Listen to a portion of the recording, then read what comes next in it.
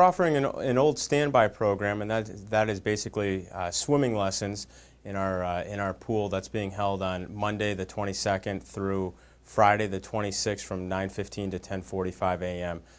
Proven to be a very popular program over there. Basically, it's a free swim. Participants can go over to the Office of Youth Services starting on the Friday before the Monday of when it starts and basically pick up passes for the pool. We give the Office of Youth Services gives out a total of 75 passes per day for the children and their families to be able to come into the pool and basically have a free swim.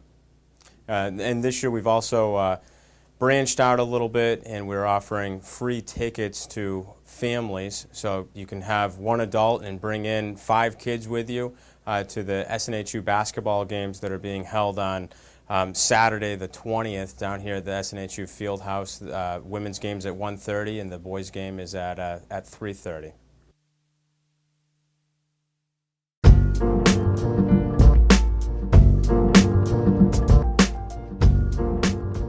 Well, the basic thing that we do for Winterfest is that we open up early. We're open at 11 a.m. all week. It gives families a chance to get down here before the afternoon schedule. And we're also offering $5 off a beginner lesson for parents so that they can, help their kids climb. Basically, in order to climb, someone has to be holding the rope for the climber. We call that the belayer. And so what we do is we teach the parents or any adult chaperone how to do the belaying. And again, that's the person holding the rope for the climber. So one person's climbing, the other person's on the other end holding the rope. So there's a little bit of a fee involved in training someone to belay. And so for Winterfest, we kind of give people a break on teaching them that part so that they can come in and climb with their kids. What we have here is this is a rock climbing harness. And basically, this loop goes in the front. So both the climber and the belayer will wear this. Goes in the front there, these are your leg loops. Kind of goes on like a pair of shorts. And once it's on, this is where we attach the climbing rope. And the belayer would have another one on as well. So this is very secure. We test them and we actually replace them every year so that they're not worn out. That's your main thing keeping you safe in rock climbing is the harness. And then this doesn't have a lot to do with safety, but it has a lot to do with how well you can climb. And this is a pair of rock climbing shoes. So everybody will get a pair of these as well. And they basically have like a stickier rubber on the sole that allows you to grip to smaller grips. I mean, you can climb in your sneakers, but most people start out that way. And then when they finally rent the shoes, they tell us, I should have done that the first time. I should have rented the shoes. This is our main attraction here. This is a 70-foot high climbing wall. It's the tallest in the state of New Hampshire. And we don't let you down there the first day. We require a little bit of experience just to make sure the belayer is safe. But once a day's experience, most people are able to climb down here as well. And get a little bit of feeling what it's like outside.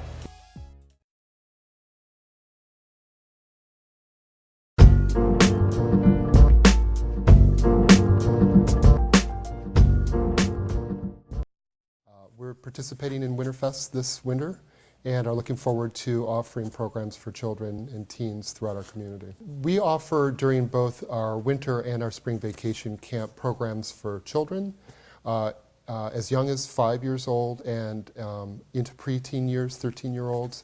Our program for that age group is a camp. It's a camp-like situation where parents drop their children off at 9 in the morning and the kids are here till 3 p.m. that day. So it's much like a school day. And then we also offer, in a parallel fashion, a program for the same amount of time from 9 a.m. to 3 p.m. for teens. And that is a real intensive program for a smaller group of teens working with one of the Art Center instructors on a specific medium. This winter's program is called There's a Jungle Out There. And in this program, this is for the children, ages 5 through 13. We break the kids up into age groups that are pre-K, K, first and second, third and fourth, fifth and sixth, and so on.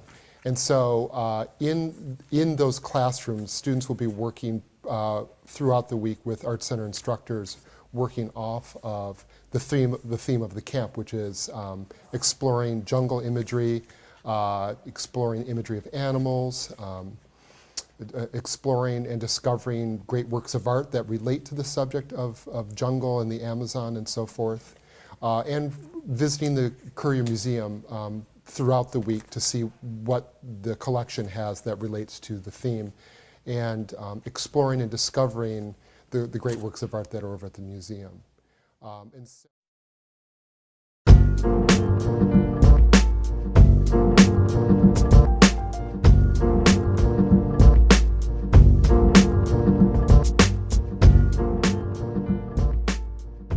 We're offering a 3-on-3 basketball tournament for elementary kids, 5th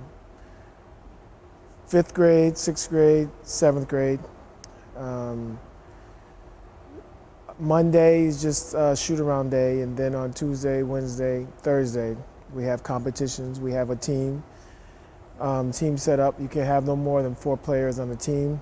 It's for girls and guys. It's just a good experience for all the kids, from the different areas of Manchester to come in and play against each other in kind of an unstructured part of basketball, and it's a good way of team building for kids from different schools and learning each other from different environments in Manchester. Well, since me and Brenda, we've been doing this for a long time, and with me being a college basketball coach also, I'm able to, I don't want to say manipulate, but able to make it fair for everybody, no matter what your skill level is. Usually at that age, there's really not someone that much better than someone else. It's more of a physical part. There might be someone who's like physically bigger in the 7th grade than someone in the 5th grade. So in that regard, we were able to officiate it differently, because someone like that, they can't play the whole game. Everyone has to play the same amount, so it usually evens out throughout the game. You could have kids from Bedford there, you could have kids from the north end of Manchester, you have kids from the west side, you have kids from all over who normally don't even get a chance to interact with each other at all. And one thing about this basketball tournament is that you're able to do that. And sometimes you have guys and girls on the same team. And that's something that never happens, in at a school or AAU or any type of basketball. So it's good, for kids to be able to play with each other, work with each other for one goal, and that goal is, to try to win the game. Well, several years ago, we partnered up, Office of Youth Services partnered up with Parks and Rec to start a 3-on-3 basketball tournament during Winterfest. Also involved was the NAACP, which also helped us get the kids and run the basketball tournament. We've been doing it for several years now, and it's been a great way to get kids, away from home during Winterfest, but kids who don't normally go away, but they stay in Manchester.